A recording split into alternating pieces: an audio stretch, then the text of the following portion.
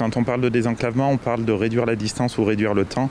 À l'heure actuelle, le projet considéré comme désenclavant est un projet routier qui ne désenclavera pas et qui ne fera pas gagner de temps et qui n'améliorera pas la relation de Digne avec l'extérieur.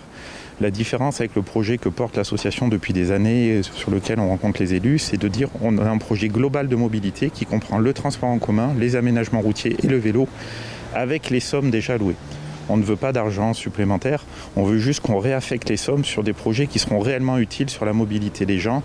Et on n'est pas sur Digne-Maligé, on est sur un projet qui fait Digne-Sisteron et Digne-Manosque, parce qu'on a 110 000 habitants et on a un plus fort potentiel. On part du principe qu'il y a 3 volets. Le volet routier existe, mais il faut juste faire la mise en sécurité. Rond-point du Chafour, rond-point d'Aiglun et bande multifonctionnelle. Sur la partie voie verte, on a proposé des scénarios alternatifs hors voie ferrée qui permettent de préserver la voie ferrée et de réhabiliter cette voie ferrée sous la forme d'un tram-train low cost que pourrait gérer la Régie régionale des transports qui exploite déjà Digne-Nice, de manière à avoir une offre alternative crédible. Et quand on voit les trajets domicile-travail et domicile-loisir entre Digne, Sisteron et Manosque, on pense qu'il y a un réel potentiel et donc du coup en plus une baisse réelle potentielle du nombre de voitures après sur la route, donc une amélioration du trafic routier. Il est temps de choisir une bonne solution pour demain. On a des enfants qui veulent vivre ici, on veut tenir compte de notre environnement, il faut trouver une solution qu'on peut mettre raisonnablement et avec autant sur le plan financier que sur le plan du timing, du planning.